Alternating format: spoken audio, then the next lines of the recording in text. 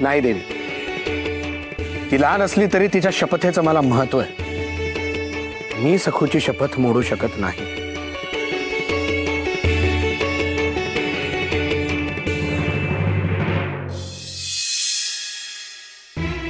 येते मी. काही चुकलं मागलं असेल तर क्षमा करा.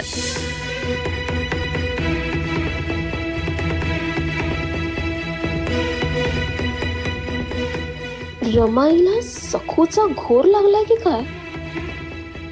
तिचं लक्ष दुसरीकडे वळवलं पाहिजे.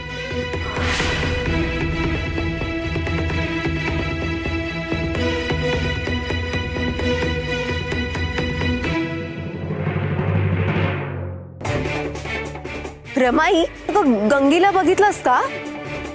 अगं एकच काम करत असते, हळूबाई झाली अगदी. सखुताईंनी मला बोलवलंय. सखुताईंनी मला बोलवलंय. बघितलंस कशी बोलतीये? गंगी अगं काय आहे? सखुनी सखुनी काय? सखुताईंनी मला बोलवलंय. सखुताईंनी मला बोलवलंय. सखूताईने बोलावलं ना, मग जा ना, तू पण जा ना. सखू वैकुंठाच्या वाटेवर आहे, तू पण तिथेच जा. जा.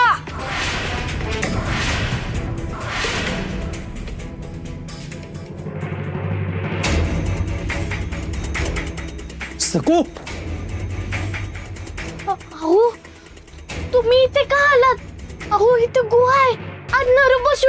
अहो तो तुम्हाला काहीतरी करेल, तुम्ही आधी इथून जा बघू. अगं काय सकू, स्वतः मृत्यूच्या दारात उभी आहे आणि माझी काळजी करतेस तू. अहो पण तुम्ही इथे का आलात? तुला काय वाटलं सकू, मी तुला नरपशूच्या जबड्यात जाऊ देईन? अहो असं कसं करता येईल? आपल्या घरावर गावावर संकट आलंय की नाही? मीच गुहेत जाणार असं ठरलंय की नाही आपलं? मग आता मागे फिरून कसं चालेल? हा जर तुझा हट्टच असेल ना सकू, तर तू एकटीने नाही जायचं, मीही तुझ्या बरोबर येतो.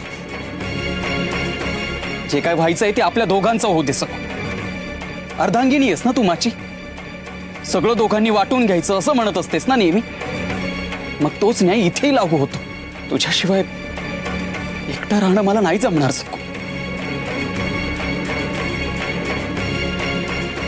आपण दोघंही जाऊया. अहो तुमचं म्हणणं चूक नाही, पण तुम्ही असा विचार करून कसं चालेल? तुम्ही वंशाचा दिवा आहात, सासूबाईंचे एकुलते एक आहात. तुम्हीच तर सासूबाईंचा आधार आहात. जर तुम्हाला काही झालं तर ते सासूबाई कसं सहन करतील? तुम्ही पाहुण्याच्या विरोधात काही काही विचार करू नका. तुम्ही इथून जा, मी पाया पडते तुमच्या. नाही सकू, ऐक माझ. सकू, सकू, सकू, सकू, अगं काय केलंस आहेस? सकू, अगं का केलंस? सकू, सकू.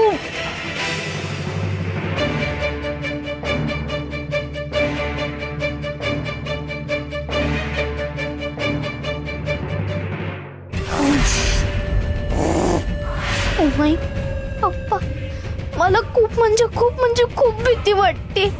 आता तुम्हीच माझं कर्तव्य पार पाडण्यासाठी शक्ती द्या मला. पण विठुरा, तू शपथ मोडू नकोस हा. तर जे होईल त्याला मी सामोरे जाईल. आज पातवर उगं लांब राहिलो, मठात वेग गेलो नाही. फार बाबाजी गावापायी एवढं दिव्य करतात. अरे लय मोठे आहेत हे. आपलं गावच लय भारी आहे. बाबाजी हाय, सकू हाय, एवढीशी दिसते ती, पण गावासाठी स्वतःचा बळी द्यायला चालली आहे. हाय का कोणाचं धाडस? पायऱ्या उकळलेलं पाणी आण आणखीन.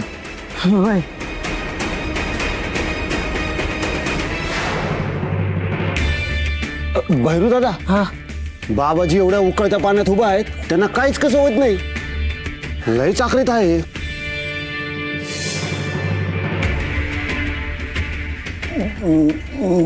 बाबाजी, माझ्या हाताला लेप का लावताय?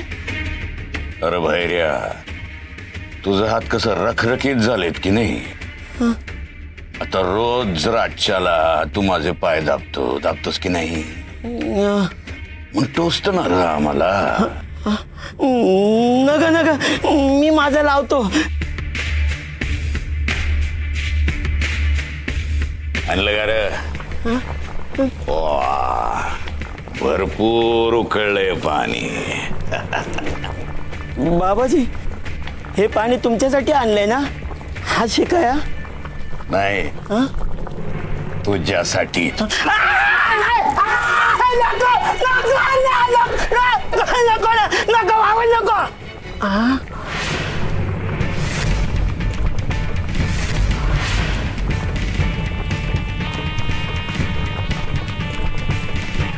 भाजलं का रे बैर्या?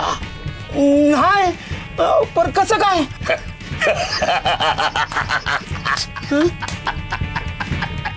अरे खोळ्या, लेप लावला ना तुझ्या हाताला. आता तुझ्या हाताने यो लेप माझ्या पायाला लाव. मग बघ समदे गावकरी कशी तोंडात बोट घालतील.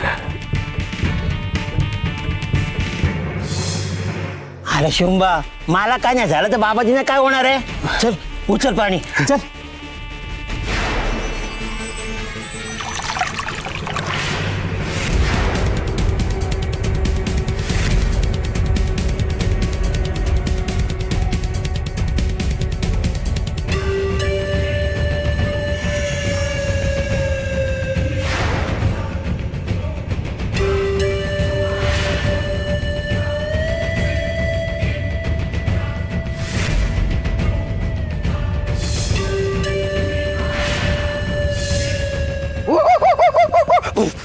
संशय घेऊ नकोस, मी सोबत कुठलंही हत्यार किंवा मशाल आणली नाहीये.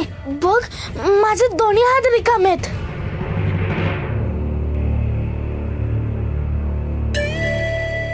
नाही नाही, मी माझ्यासोबत कोणालाही आणलं नाहीये.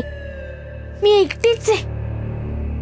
मला भीती वाटते, पण मी माझ्या कर्तव्यापासून मागे हटणार नाही.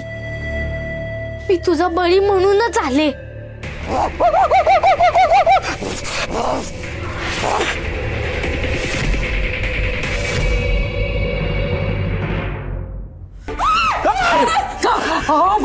अगं वच्छे, जीव गेल्यासारखं बेंबीच्या देठापासून ओरडायला काय झालं? अहो, मला वाटलं ती सकू आली की काय.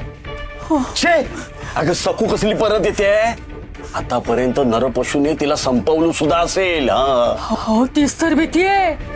सहजासहजी ती आपल्याला असं सोडणार नाही. मेल्यावर सुद्धा आपल्या मानकुटीवर येऊन बसेल.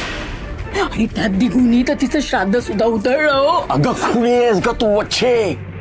अगं जरी ती मानकुटीवर बसायला आलीस तर ती आपल्या कशाला बसेल?